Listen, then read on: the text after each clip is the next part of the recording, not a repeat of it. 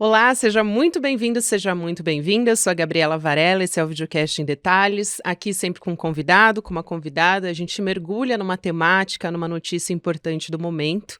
Hoje eu estou aqui mais uma vez com o jornalista Guga Noblar, que é comentarista do ICL Notícias segunda edição, meu parceiro de ICL Notícias. Guga, querido, obrigada por aceitar nosso convite mais uma vez. Tamo junto, Gabi. Vamos nessa que tem assunto para hoje mesmo. Tem assunto para hoje, a gente vai falar sobre a CPMI do 8 de janeiro, né? O que a gente tira disso? Acho que eu vou começar falando sobre o mais importante, né? Que a gente teve 61 sugestões, vamos dizer assim, né? De indiciamento de pessoas e 22 delas são militares das Forças Armadas. Então, quero te ouvir falar a respeito disso. O que está no centro desses pedidos, vamos dizer assim, que sugere, né, a senadora Elisiane Gama? Então, gente, a Elisiane Gama não poupou ninguém não, viu? Ela foi para cima aí do entorno do Jair Bolsonaro. Tanto o entorno político, que tem lá a Carla Zambelli, 5 ex-ministros de Jair Bolsonaro, como por exemplo o Anderson Torres, também configuram nessa lista, quanto foi para cima do núcleo militar. São 22 militares que estão nesta lista de pedido de indiciamento. A gente sabe que cabe agora ao Ministério Público Federal e à Polícia Federal receber esse relatório da CPMI e, a partir deles, aí sim, indiciar ou não esses nomes. Veremos o que vai acontecer, porém, Elisiane Gama foi para cima do núcleo bolsonarista, né? Pelo menos do núcleo bolsonarista. Tem críticas que estão sendo feitas a ela, por exemplo, por ter poupado o Gonçalves Dias, aquele que era o manda-chuva da ABIN no dia da invasão. Então, querendo ou não, tem margem para crítica. Porém, o núcleo bolsonarista, esse está todo ali na lista de pedido de indiciamento. E ela foi para cima de militares graúdos. Tem, por exemplo, o ex-comandante das Forças Armadas do Exército, o Freire Gomes, tem também o da Marinha, o Almir Garnier, Walter Braga Neto, que era ministro e que também é general, tem o Augusto Heleno. Então, aquela turba toda que a gente viu por anos, não foi só por meses, porque essa narrativa do golpe ela durou por anos. O Bolsonaro começou a plantar essa narrativa em 2019. É a partir de 2019 que ele já começa a inflamar a plateia dele para um discurso na época era anti-Congresso, era batendo no Congresso, era dizendo que o Congresso estava sabotando Jair Bolsonaro. Então, esse papo golpista, essa tentativa de tentar diminuir o poder legislativo, de depois tentar diminuir o poder judiciário, a princípio era o legislativo, depois que foi o judiciário, para aumentar o poder do executivo. Isso começa em 2019, foi um processo muito longo, e a gente viu essa turba inteira participando. A Elisiane Gama não poupou, de fato estão ali nomes de peso, e ela pediu para Jair Bolsonaro, obviamente, ser indiciado como capitão do golpe, como um mentor, o líder, de fato, dessa tramóia, segundo a CPMI, segundo as investigações e a sua relatora, é Jair Bolsonaro. E contra ele pesam 4 crimes. Ela pede para que ele seja condenado por 4 crimes. Nos casos dos outros, todos os outros pesam contra eles, a maioria deles são apontados outros 3 crimes, que também envolvem o Jair Bolsonaro. O Bolsonaro ele tem o crime de violência política, que não está sendo atribuído aos outros, porém, abolição violenta de Estado democrático, golpe de Estado e organização criminosa, esses 3 crimes estão sendo imputados a esses outros bolsonaristas que teriam feito parte dessa tramóia. E contra Jair Bolsonaro pesa também o crime de violência política. Claro que se somar todas essas penas, se eles forem condenados por todas essas penas, aí é xadrez. Aí é tempo o suficiente para cumprir, pelo menos a princípio, pelo menos nos primeiros anos, para cumprir atrás das grades. Não sei se a justiça, de fato, vai seguir o que pede a CPMI, o Flávio Dino, que é o ministro da Justiça, já se pronunciou, disse que o relatório é muito consistente, disse que o relatório vai ao encontro daquilo que está sendo apurado pela Polícia Federal e pelo Ministério Público. Então, de certa maneira, a CPMI ela corrobora, ela ratifica, ela confirma aquilo que já estava sendo apurado pela Polícia Federal. Guga. Então vai ser mais uma forma de comprovar, né? Mais um meio de comprovar. Você fala, não tem só a Polícia Federal, a CPMI, os próprios políticos chegaram a uma conclusão parecida. Sim, vamos por partes aqui, né? A senadora Elisiane Gama, pelo que eu entendi, ela também fez uma espécie de linha do tempo ali, né? De como Jair Bolsonaro incitou essas pessoas, por exemplo, a irem para a porta de quartéis, as lives que ele fez, né? Descreditando ali o sistema eleitoral, enfim. E depois ela foi desmembrando e trouxe quem seria o núcleo duro, vamos dizer assim, do golpismo, né? E aí ela citou o Braga Neto, o Anderson Torres também, né? Que você comentou agora.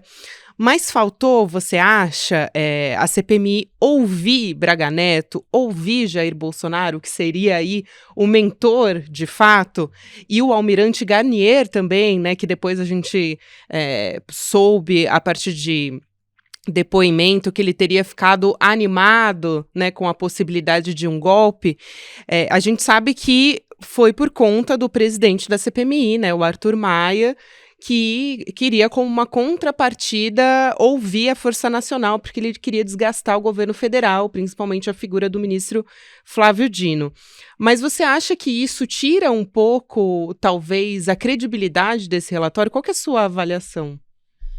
Pois faltou de fato ouvir alguns desses agentes. E eles, inclusive, vão usar isso como argumento. A Carla Zambelli, esperta que já está usando o fato de não ter sido ouvida pela CPMI como testemunha ou como, enfim, alguém que está sofrendo algum tipo de acusação. Até porque o Walter Delgatti acusou ela, né, enfim. Até porque o Delgatti foi lá, ela foi objeto de um tema muito importante, que foi a suposta tentativa de criar uma brecha para poder atacar as urnas, ou dizendo que as urnas eram passíveis de algum tipo de fraude, ou dizendo, enfim, que tinha como adulterar depois a votação. Ele tentou criar isso junto com a Carla Zambelli, e eles chegaram a pensar, inclusive, em gravar, em invadir os aparelhos eletrônicos de Alexandre de Moraes.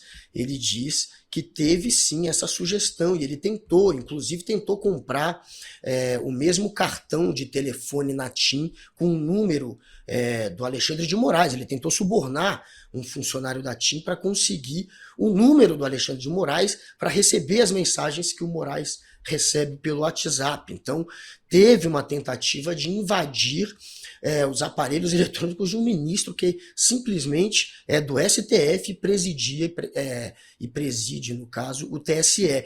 Então, é claro que é uma história bombástica que envolveu uma deputada muito ligada ao Jair Bolsonaro, e ela não foi ouvida. Tem outras histórias que foram apuradas envolvendo, como você falou, Braga Neto, aquele que era visto como responsável por fazer a ponte entre o Bolsonaro e os bucha de canhão, aqueles que estavam acampados em frente ao quartel-general aqui em Brasília. Então, ele era alguém que tinha um papel muito importante também. E isso quem apurou foi a CPMI. Porém, a gente sabe que eles não foram ouvidos. A Zambelli já está usando isso. Está dizendo que não foi ouvida, que não teve direito de defesa, está se fazendo de vítima por não ter sido colocada ali na CPMI. Eu estava muito curioso para saber como é que ela ia se sair, porque eu queria ver a Zambelli sendo inquirida, assim como queria ver o Braga Neto. E eles não foram. A gente sabe que pelo menos o Mauro Cid foi ouvido, o general Heleno foi ouvido, e foi patética a participação dele. Porém, a gente tem outros nomes que deveriam ter passado por ali. O Garnier, talvez o Freire Gomes, o comandante do Exército, e nenhum deles foi. Por quê? Porque o PT também, desde o início dessa CPMI, tinha como principal entrave a relação com os militares. É um governo que vem como um governo que os militares, de fato, não gostam. É um governo desgostoso, digamos assim, para os militares. Uma boa parte dos militares fez parte dessa narrativa golpista. Eles votaram em Jair Bolsonaro. E o Lula, ele quer estabelecer uma relação harmoniosa, ele quer acabar com esse clima de possível golpe. E a gente sabe que os militares ajudaram nesse possível golpe.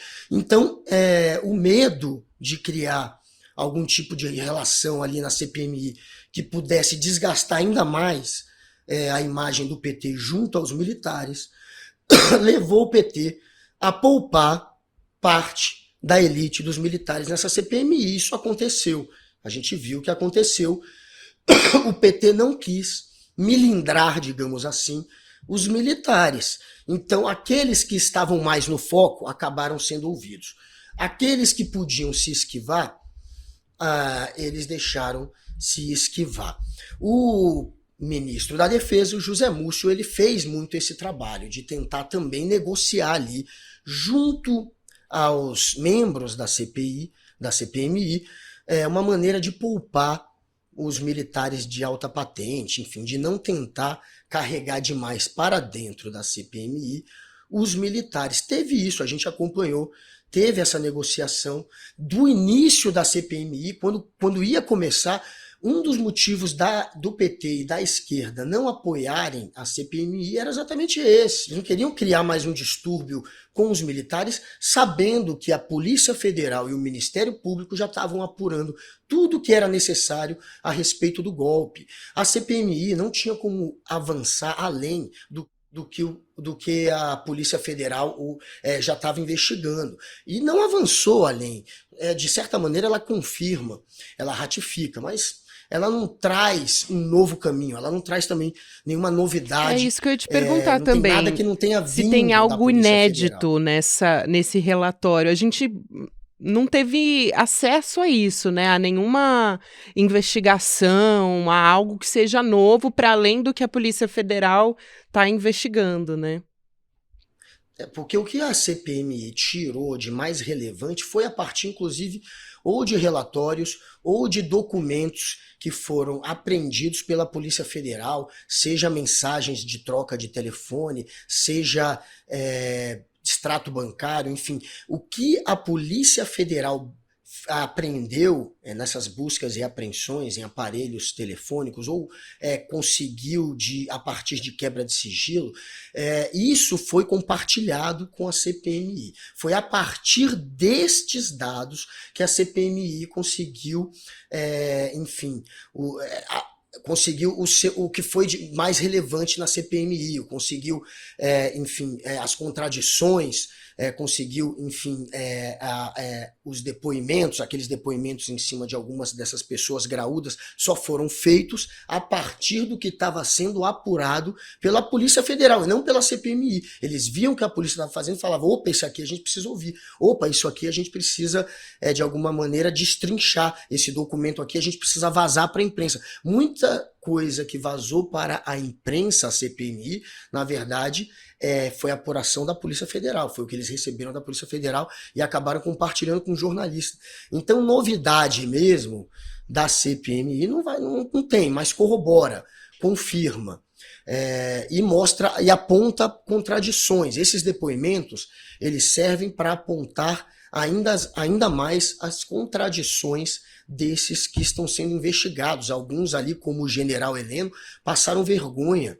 A gente viu a série de mentiras que ele precisou contar ali, foi constrangedor. Então serviu mais para isso. A CPMI teve também um caráter educativo, e isso a gente já esperava e apontava e sabia que ia acontecer. Serve para explicar para a população, olha aqui o que aconteceu. Não teve o governo Lula dando um autogolpe, o Lula não ia se sabotar. Isso aí, enfim, não faz sentido. A CPMI ela acaba demonstrando que, olha, foi um golpe tramado pelos bolsonaristas, articulado junto com políticos e militares, tentaram gravar ministro do STF, tentaram criar uma brecha junto com um hacker para poder justificar um golpe, para o Bolsonaro poder justificar para sua plateia um golpe. Isso tudo, sim, foi muito importante. A CPMI conseguiu expor. Foi uma vitrine que acabou expondo para a população quem são os verdadeiros culpados. O que tem, talvez, de mais frágil e que pode tirar a credibilidade é o fato de não ter indiciado ninguém do outro lado. E o outro lado que poderia ter sido indiciado seria o Gonçalves Dias. Essa vai ser a grande crítica a esse relatório. Por que não pegou Gonçalves Dias se o próprio Alexandre de Moraes, se o próprio STF concluiu que ele, ou concluiu, ou pelo menos entendeu que ele adulterou documentos para que não ficasse comprovado que ele teria sido alertado da tentativa de golpe antes do golpe. Ele, segundo o STF repassou isso para o Ministério Público, ele está sendo investigado por adulterar um documento. Ele está lá na investigação. Por que na CPMI ele foi poupado? Os outros que estão na investigação não foram. Ele foi poupado. Isso é muito importante, Guga. E eu estava ponderando aqui também, apesar de não ter ouvido, né, militares importantes que estão nesse indiciamento, tem uma questão que a gente ainda precisa esperar para ver o que a Polícia Federal vai levantar contra esses militares, né? Esse é um ponto importante. E a outra coisa é justamente isso que você falou do caráter talvez até pedagógico, né, da CPMI, que desgastou, né? Serviu para desgastar também a imagem desses militares perante a população que acompanhou, né? A sociedade também. E agora está tentando limpar a sua imagem. Pagaram um micão na CPI. Não na CPMI, falem como quiser, mas pagaram um micão ali. Quando alguns foram munidos de habeas corpus para poderem falar, alguns desses investigados. A gente viu o papelão que prestou o general Braga Neto. Braga Neto, ele foi flagrado em mentiras ali. Enfim, foi constrangedor a situação do Braga Neto. Serviu para expô-los. Para expor a verdade, para mostrar que, olha, Braga Neto fez parte disso aqui. Braga Neto estava no meio dessa trama. Braga Neto precisa, inclusive, ser indiciado, precisa ser ainda mais investigado pela Polícia Federal. Tem o general Heleno, né? O general Heleno pagou um micão, né? O general Heleno, sim, pagou um micão na CPMI. Eu às vezes confundo general Heleno com Braga Neto. O general Heleno, sim, pagou um micão na CPMI. E a CPMI, ela serviu também para mostrar qual foi o papel de cada um. No caso do Braga Neto e do Mauro Cid, resta cada vez mais provado que eles são os mentores, junto com Jair Bolsonaro, desse golpe. Não só pela delação do Mauro Cid, mas também pelo que está sendo investigado a partir das buscas e apreensões, está ali mostrado que sim, que o governo tinha um núcleo, e o núcleo que comandava o golpe, tinham dois núcleos, né, que eles chamam. O núcleo que estava ali para fazer o tumulto na rua, os bucha de canhão, que estavam ali acampados em frente ao quartel e que provocariam algum distúrbio para justificar o golpe.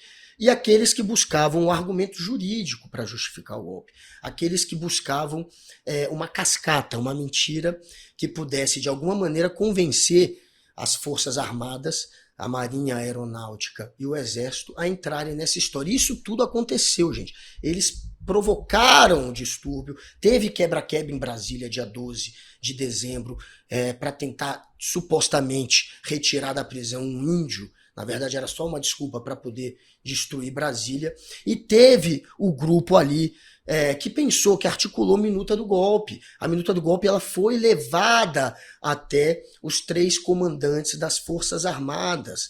Um deles, o Almir Garnier, disse que só estava à espera de uma ordem de Jair Bolsonaro. Ele topou o golpe, diz Mauro Cid em sua delação. Então, tudo isso que está sendo apurado pela CPMI, a gente agora está vendo, inclusive pela delação, inclusive pelo passo a passo na investigação. Isso tudo está se confirmando. E os fatos confirmam também isso tudo, porque teve quebra-quebra, teve tentativa de golpe, teve a minuta do golpe. Inclusive, esse relatório ele dá o nome daquele que seria o jurista, o advogado no caso, que escreveu, ou que pelo menos assessorou a construção do texto da minuta do golpe. A gente finalmente soube, com esse relatório, claro que esse relatório pegou esse nome das investigações da Polícia Federal, mas agora a gente sabe o nome, finalmente, daquele que seria o assessor jurídico, que estava junto com o Felipe Martins. Felipe Martins é aquele assessor que fez o gesto supremacista branco, e depois falou que estava arrumando a lapela. Esse foi o assessor que entregou para o Jair Bolsonaro e que foi apontado na CPI da Covid como o do gabinete do ódio também, né? O Felipe Martins. E ele é do gabinete do ódio, ele é do gabinete. Eu já me atacou tanto na internet, bem antes do Bolsonaro ser eleito. Mas, enfim, esse sujeito, ele teve o auxílio de um advogado, o Felipe Martins, para preparar a minuta do golpe, a minuta golpista. Eles entregaram para o Jair Bolsonaro. O Jair Bolsonaro pediu para adulterar certos trechos, que ele achava que estava pesado demais. Imaginem, a minuta pedia a prisão de vários ministros, e o Bolsonaro adulterou e deixou lá a prisão apenas do ministro Alexandre de Moraes. Mas teve isso tudo segundo o Mauro Cid. E, enfim, a gente descobriu o nome daquele que seria o jurista. Ele faz parte desse relatório. Eu estou procurando aqui porque eu anotei em algum lugar o nome desse jurista, e ele se chama Amaury Feres Saad. Ele é professor de Direito Administrativo e Constitucional. E segundo esse relatório, foi ele que assessorou o Felipe Martins, o assessor de Jair Bolsonaro, a preparar a minuta. Essa minuta, como a gente sabe, de fato rodou na mão dos comandantes das Forças Armadas. O Bolsonaro ainda aliviou a minuta, exatamente para ver se convencia os comandantes. E se tivesse convencido, gente, teria tido o golpe. E segundo o Mauro Cid, convenceu a pelo menos um. O da Aeronáutica ficou calado, ou seja, pelo jeito estava na dúvida. O do Exército é que boicotou o golpe, disse que não apoiaria.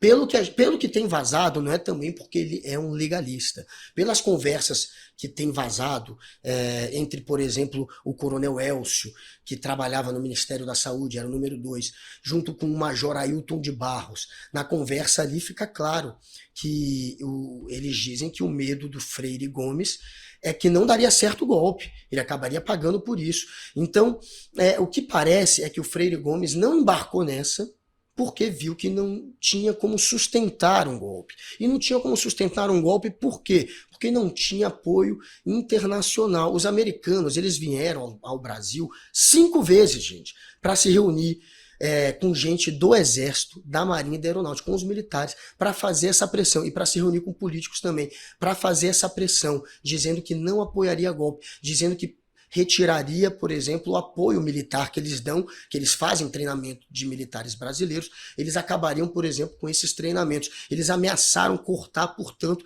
a ajuda que eles dão ao Exército. O Brasil, o Exército Brasileiro, as Forças Armadas, eles sabiam que o golpe não se sustentaria. O Freire Gomes sabia. Não tem como sustentar um golpe sem apoio internacional e também um golpe que teria pouco apoio nacional também. Então foi provavelmente. E internacional também. Tudo que a gente está vendo, internacional principalmente e nacional. Então foi por isso, pelo que a gente tem visto das mensagens, que Freire Gomes não participou do golpe, porém, tá aí. A gente está vendo que estava todo mundo no meio. E se desse para ter um golpe, teria tido. E Guga, um ponto importante que você até comentou no começo da nossa conversa é a questão da Procuradoria-Geral da República, né? A gente tem agora a interina, Eliseta Ramos. Como que você acha que ela vai ou não, né, dar andamento às conclusões desse relatório? Porque a gente tem na nossa história o Augusto Aras, né, no passado, que pediu o arquivamento da apuração da CPI da Covid, né, com Bolsonaro, o que foi bastante importante.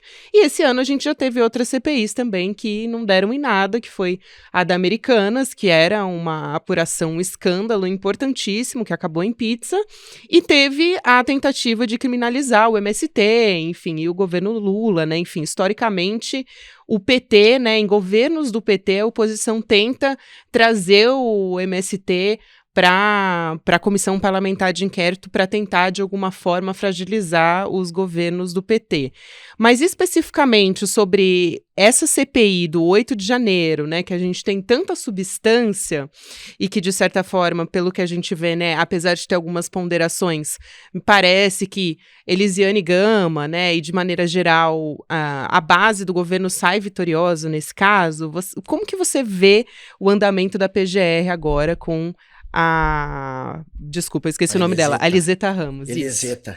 Uhum. A Eliseta tá ali, né, a priori, para ficar só por um tempinho. Mas o Lula ele é muito esperto, porque quando ele deixa, sem indicar ainda aquele que seria o titular, deixa um interino no lugar, a gente sabe que isso também não deixa de ser uma estratégia política, porque aquele interino também tem a expectativa de, quem sabe, permanecer como titular.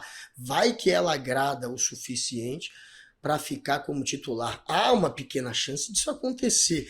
E se você cozinha um interino ali, pela lógica, né, a estratégia desse interino para depois virar titular seria, de alguma maneira, fazer o jogo daquele que está no poder, agradar aquele que está no poder. Então, pode ser que a Eliseta Ramos, ela acabe atuando da maneira que seria a correta. Não estou dizendo que ela está fazendo isso só por interesse pessoal, que dando andamento, dando prosseguimento a tudo aquilo que foi também apurado pela CPMI, para ratificar, para confirmar, para ajudar no encaminhamento das investigações da Polícia Federal. Eu acho que ela está ali, enfim, a priori, fazendo um bom papel, está conquistando por enquanto a confiança do governo, e acho que vai seguir nessa. Eu acho que ela não vai ser um engavetador geral, ela não vai ser um Augusto Aras, mas eu também não conheço tanto assim. Isso tudo é palpite. O Lula, a estratégia dele por enquanto é cozinhar de fato a PGR. Cozinhou a PGR quando estava o Augusto Aras ali, e fez muito bem isso, deixando o Augusto Aras ainda com a esperança de permanecer no cargo. Ele não falou de início que o Augusto Aras não tinha chance nenhuma. Nos bastidores se imaginava isso, que o Augusto Aras não tinha chance de permanecer, porém o Lula cozinhou. E cozinhando o Aras, o que a gente viu foi um Aras, de fato, tentando trabalhar para agradar o governo, a serviço, de certa maneira, do jogo, dos interesses do governo. Funcionou com o Aras. O Aras sendo cozinhado ali, a gente viu um Aras completamente passivo junto ao governo, dando andamento a investigações contra Jair Bolsonaro, por exemplo, que ele não tinha dado. Então, a gente viu ele mudar de faceta, né, para tentar permanecer no cargo. A gente está vendo agora a mesma estratégia com a Eliseta. O governo está deixando ela ali, está cozinhando ela ali, e vai ver como é que ela vai atuar. Creio que sim, que ela vai dar andamento, que vai prosseguir com tudo que foi apurado pela CPMI, que ela vai fazer o correto, que é mandar isso, tanto para a Polícia Federal quanto para o Ministério Público Federal, e, enfim, deixar que eles usem isso para ratificar o que eles já estão apurando. Guga, para fechar, eu quero te ouvir a respeito desse dia de votação, né? A gente está gravando no dia 18 de outubro, que é um dia de votação na CPI, né? E aí tem outros 2 relatórios que foram feitos por parlamentares da oposição que só seriam votados caso a Elisiane Gama saísse, né, como uma perdedora, e me parece que isso não vai acontecer. Como é que a gente está acompanhando esse último dia? Como é que a oposição está reagindo, e o que a gente tira, né, em geral, dessa CPI, né? Qual foi o peso que a CPMI teve de maneira geral? Eles estão ali. Hoje está sendo o dia da lacração. Como essa CPMI virou um tiraço no pé da oposição, como eles acabaram dando de bandeja para o governo a oportunidade de ir lá e cravar na cara da sociedade quem são os golpistas, como virou um tiraço no pé, só resta para eles tentarem, de alguma maneira, atacar, tentar tirar a credibilidade da relatora, da Elisiane Gama, dizendo que ela está a serviço do governo, e tentar, de alguma maneira, tirar a credibilidade do próprio relatório, lacrando, obviamente, com os seus seguidores. Hoje está sendo um dia de lacração, tá? Mais uma vez, né? Não que eles tenham feito muito diferente em outros dias, mas está sendo mais um dia de ataques a Elisiane Gama. É que agora não sobrou nada, ataques, né, Guga? É isso. Não sobrou nada. Os caras foram... Olha, o André Fernandes, do PL do Ceará, ele é o craque do jogo, né? Porque para o governo, obviamente, porque o cidadão conseguiu bater no peito e abrir uma CPMI que estava praticamente enterrada. O governo não queria. Ele foi lá e convenceu a oposição. O governo não quer.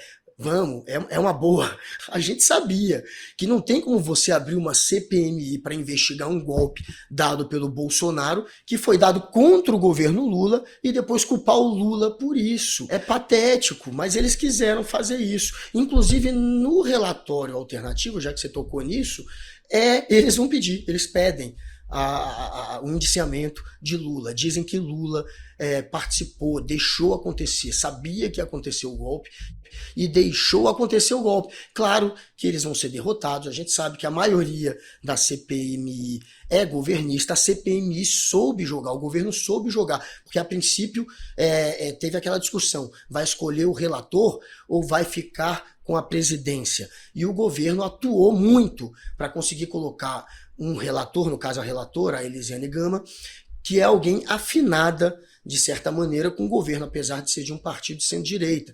Então o governo foi lá e soube escolher bem qual cargo indicar, qual cargo fazer a sua indicação, que foi para a relatoria. Eles conseguiram colocar alguém ali que tinha a intenção de investigar essa história, e é óbvio que virou um tiraço no pé da oposição, porque investigando a gente vê que foi um golpe, obviamente, tramado por anos pelo entorno de Jair Bolsonaro, e agora o pedido de indiciamento é fatal para esse grupo. São 61 pessoas que estão com a sua reputação manchada, mesmo que nem todos sejam indiciados, a reputação, a imagem deles estão sim manchadas, há suspeitas contra eles, estão levantadas, e o grande legado dessa CPMI é esse, é colocar no olho do furacão, é colocar no foco da população quais são os nomes, quem são aqueles que de fato tramaram golpe, são esses 61. Agora a gente sabe quem são, o que fez cada um,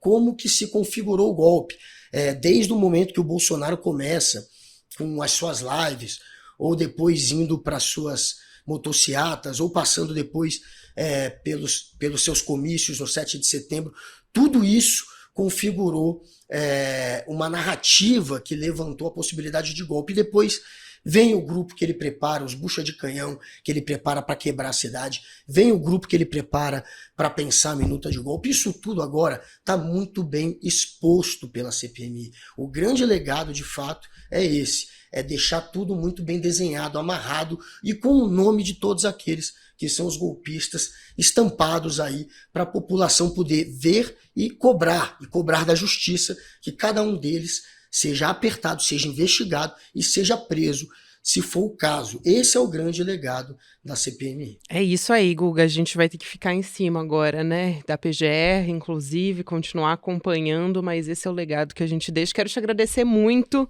pela sua didática aqui, por trazer todo esse histórico da CPMI, porque hoje, de fato, do dia 18 de outubro, pelo jeito, a gente só vai render memes dessa votação, porque não tem muito o que tirar daí. É isso, meu querido. Obrigada e até a próxima.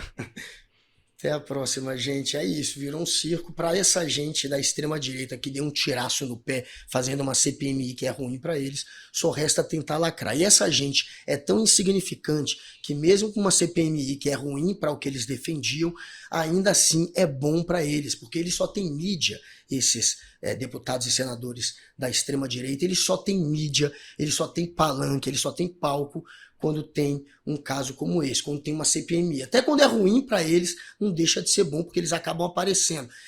Para eles, o quanto pior, melhor, já basta, né? Então hoje é o dia da lacração para essa turma que acabou dando um tiraço de bazuca no pé da oposição e no pé de Jair Bolsonaro. É isso aí, um tiro saiu pela culatra.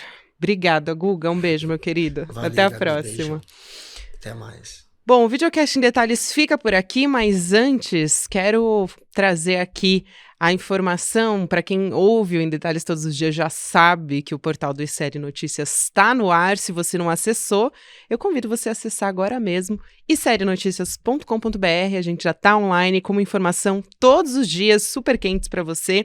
E essa é só uma parte de todas as novidades do aniversário de 3 anos do Instituto Conhecimento Liberta. Para você comemorar junto com a gente, que a gente está muito feliz com todas essas novidades, a gente está com uma oportunidade para você fazer parte da nossa comunidade UCL, fazendo a sua inscrição como membro solidário. Você recebe na sua casa um bônus do aniversário do ICL. Olha só, um kit exclusivo 3 anos de ICL com fone de ouvido, mochila, sacola, caderneta, lápis, também o livro Travessia, de Edu Moreira, o livro Uma Simples Evolução, do Domênico de Masi, e também essa arte exclusiva, enumerada também, do Ricardo Beliel. Então, se você acessar agora, icl.com.br, e fizer a sua inscrição, até domingo você pode ganhar todos esses kits, né, esses presentes aqui do aniversário do ICL. O ICL está fazendo aniversário, mas o presente é para nossa comunidade. Agora sim, o Videocast em Detalhes fica por aqui. O próximo episódio vai ao ar às 10h30 da manhã, ao vivo no YouTube, por onde você acompanha toda a programação do ICL Notícias, nos canais do Instituto Conhecimento Liberta, e Eduardo Moreira no YouTube, sempre de segunda a sexta-feira. E você também pode acompanhar o Em Detalhes nas plataformas de áudio de manhãzinha, o episódio já fica pronto para você. Para quem acompanha no YouTube, você fica agora com o videocast Mercado e Investimentos, com o André Campedelli e a Débora Maganha. E também às 6 horas da noite você pode voltar com o ICL Notícias segunda edição. Até a próxima!